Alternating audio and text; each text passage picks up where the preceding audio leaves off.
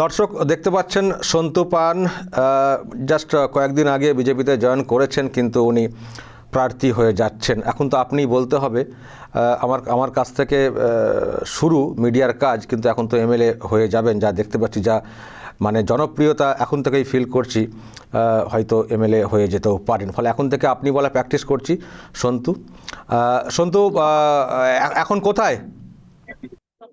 এখন তারকেশ্বরের বিধানসভার যে পার্টি অফিস সেখানে রয়েছি আমরা। প্রত্যেকে মন্ডল সভাপতিরা আসছেন, এখানকার যারা কার্যকর্তা এতদিন ধরে এই পদ্ম ফুলটাকে জল ঝড় থেকে রক্ষা করে বাঁচিয়ে রেখেছেন, তাদের সঙ্গে আমি কথা বলছি। এবং এই মুহূর্তে বুঝতেই পারছেন আজকে শুভেচ্ছার বন্যা। তো আমি বলবো, যেটা শুরু করলেন যে তারকেশ্বরে বিজেপির প্রার্থী, আমি একা প্রার্থী নই, তারকেশ্বরের প্রতিটা বিজেপি কর্মী প্রার্থী। তারকেশ্বরের পদ্মফুল প্রার্থী। একটা নাম দিতে হয় অফিসিয়াল কাজের জন্য, শুধু নামটা এসেছে। এখানকার তারকেশ্বরের প্রতিটা এই মানুষটাও তারকেশ্বরের প্রার্থী। এরা এরা এরা হচ্ছে বাঁচিয়ে রেখেছে তারকেশ্বরের পদ্মফুলটাকে। এই দিদিও, আপনি দেখুন, এই দিদিও, এনারা পরিশ্রম করে সবাই যারা রয়েছেন, আমি পুরো ছবিটা দেখাই, পুরো সবাই যারা রয়েছে এই মুহূর্তে দেখতে পাচ্ছেন, এনারা সবাই প্রার্থী, আমি একা প্রার্থী নই। তো আমি একটা জানতে চাই সন্তু, সেটা হচ্ছে যে তালিকা ঘোষণা হবে হবে একটা মানে কৌতূহল থাকে, তো কখনো কি সংশয় ছিল যে নামটা আসবে কি আসবে না? হ্যাঁ, সংশয় কিছু ছিল না। আপনি জানেন আমার আত্মবিশ্বাস কোন লেভেলে, সেই লেভেলে আমি আত্মবিশ্বাস নিয়ে কাজ করি।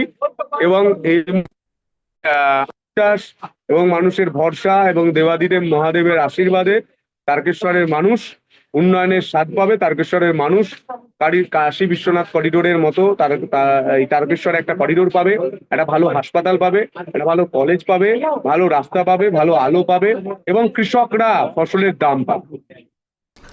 সাংবাদিকতা করতে করতে হঠাৎ করে বিজেপিতে জয়েন করা, তারপর টিকিট একেবারে মানে হাতে পেয়ে যাওয়া, এটা যেমন একটা সহজ রাস্তা, মানে সহজভাবে পাওয়াটা, কিন্তু আবার চ্যালেঞ্জটাও কিন্তু খুব কঠিন। কারণ একেবারে সাংবাদিকতা করতে করতে পার্টিতে এসে জয়েন করে ভোটে লড়া, এই সময়ের মধ্যে সংগঠন বোঝা ইত্যাদি, তো সম্ভব চ্যালেঞ্জ থাকবে। আমি বিস্তারিত আরামবাগ টিভিকে সাক্ষাৎকার দেবো, সেই চ্যালেঞ্জগুলো নিয়ে কথা বলবো। চ্যালেঞ্জ তো আছে, কিন্তু আমার সঙ্গে যারা পাঙ্গা নেয়, যারা পাঙ্গা নেওয়ার, এরা আমি কৃষক পরিবারের ছেলে হিসেবে জানি এই লড়াইটা কঠিন লড়াই। কিন্তু আমার কাছে দেবাদিদেব মহাদেবের শক্তি রয়েছে, মানুষের শক্তি রয়েছে, আশীর্বাদ রয়েছে। এই লড়াইটা আমার কাছে সহজ। টিএমসি প্রার্থী কে হবেন এখনো তো পরিষ্কার না, কিন্তু কি মনে হচ্ছে জয়টা কি নিশ্চিত? আমি ওই বিষয়ে ভাবছি না। আমি ভাবছি আমার কর্মীরা 4 তারিখের পর যে চওড়া হাসিটা হাসবে, তারপর ওদেরকে কি মিষ্টি খাওয়াবো, লাড্ডু খাওয়াবো না রসগোল্লা খাওয়াবো না বোঁদে খাওয়াবো, না না কি মিষ্টি খাবে, আমি এটা নিয়ে আলোচনা চলছে। আমরা খাওয়াবো দাদা, আমরা চাই মানুষের কনফিডেন্স আপনি বুঝে গেছেন শফিকুলদা। বাড়ির লোকেরা কি বলছেন, কথা হয়েছে? বাড়ির লোকেরা অভিনন্দন দিচ্ছেন। বাড়িতে তো আজ থেকে সময় অনেকটাই কম পাবে, হয়তো রাত্রে আমি এই 1-2 দিন হয়তো বাড়ি যেতে পারবো, তারপর তো আমি এখানেই আছি। আমি একটা বাড়ি খুঁজছি, এবং আপনার চ্যানেলের মধ্য দিয়ে আমি বলতে চাই, তারকেশ্বরে বাড়ি পেতে আমাদের খুব বেগ পেতে হচ্ছে, খুব বেগ পেতে হচ্ছে। কারণ এত জঘন্য পলিটিক্স 2021-এ যে বাড়িটি সিলেক্ট করে বিজেপি এখানে নির্বাচনে লড়ার জন্য একটা বাড়ি সিলেক্ট করেছিল, এখানে নির্বাচনে হেরে যাওয়ার পর সে বাড়ি মালিককে মারধর করা হয়েছে, বাড়ি ভাঙচুর করা হয়েছে, বাড়ি কবজা করে রেখে দেওয়া হয়েছে। আমি কলকাতায় থাকতে পারি, সব খবর আমার কাছে আছে, আর মাথায় সবকিছু থাকে, আমি ভুলি না। লড়াই হয় আর হিসাবও হবে। কিন্তু একটা বিষয় মানে অনেকেই চর্চা করেন যে সন্তু পান অল্প বয়সী একটি ছেলে, এক মিডিয়াতে কাজ শুরু করা, তারপর হঠাৎ করে চাকরি ছেড়ে দিয়ে পলিটিক্সে আসা, এটা খুবই ঝুঁকিপূর্ণ একটা সিদ্ধান্ত। পলিটিক্সে অনেক মানে হয় না, ওঠানামা ব্যাপারটা হয়। तो इश्क है, रिस्क है तो इश्क है, रिस्क तो लेना पड़ेगा। মানে নো টেনশন, তাই তো? No tension. আমার হচ্ছে 2015-16 সাল থেকে আপনি দেখেছেন, আমার মনে কোনোদিন, আমাকে কোনোদিন দেখে মনে হয় যে আমি টেনশনে আছি? আমি অনেকের টেনশন, আমার কোনো টেনশন নেই। এখন সন্তু পান মার্কেট থেকে, মিডিয়া জগৎ থেকে আউট হয়ে গেছেন, মানে তো আর পিসি ভাইপো তো নিশ্চিন্তে, পিসি ভাইপো। সংবাদ মাধ্যমকে সুরক্ষিত রাখার জন্য, আপনাদের সুরক্ষিত রাখার জন্য, আপনারা যাতে বুক ফুলিয়ে বা সকালবেলায় বাজারে যে বাঁধাকপি ফুলকপি মাছটা কিনে এসে রান্নাটা করে খাওয়া দাওয়ার পর সাংবাদিকতাটা করতে পারেন, সেই পথটা সুগম করার জন্য সন্তু পান এসেছে। সন্তু পান নিজের জন্য আসেনি। আপনি বলুন কত কেস খেয়েছেন, আপনি জেলে গিয়েছেন। আপনি যখন জেলে গিয়েছিলেন আমি খাতা পেন দিয়ে এসেছিলাম, মনে আছে? এই দিনগুলো ভুলবো না শফিকুলদা। সাংবাদিকদের জেল খাটিয়েছে, এই পার্টি কর্মীদের জেল খাটিয়েছে, মেরেছে। এর বদলা হবে, বদলও হবে।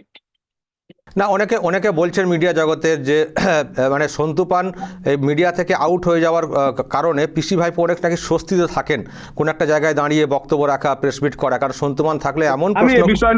এই বিষয় নিয়ে কিচ্ছু বলতে চাই না। পাশে থাকবেন, লড়াই করতে হবে, জিততে হবে, পরিবর্তন দরকার। বাংলায় চাই বিজেপি সরকার। একটাই মন্ত্র, একটাই এজেন্ডা, একটাই লক্ষ্য। অর্জুন, তুমি কি দেখতে পাচ্ছ? পাখির চোখ। আমার কাছেও কিন্তু পাখির চোখ একমাত্র এই তারকেশ্বর থেকে জিতে বিধানসভায় জিতে হবে এবং গোটা রাজ্যে পরিবর্তন আনতে হবে।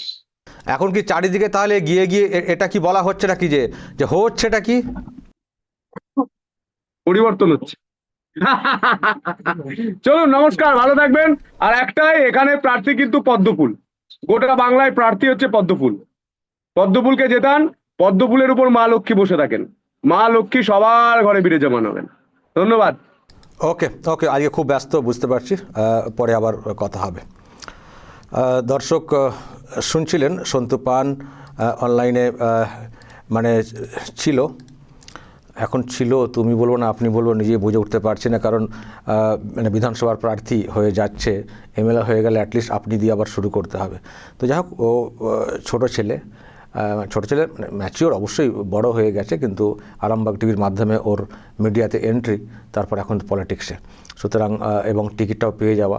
তো এখন দেখা যাক, ভোটের লড়াই খুব কঠিন লড়াই, সেই লড়াইয়ে তবে এনার্জি সন্তু পানের বিরাট, নিশ্চয়ই আপনারাও বুঝতে পারছেন। তো এখন দেখা যাক সন্তু পান এই জয়টাকে হাসিল করতে পারে কিনা বা পারেন কিনা।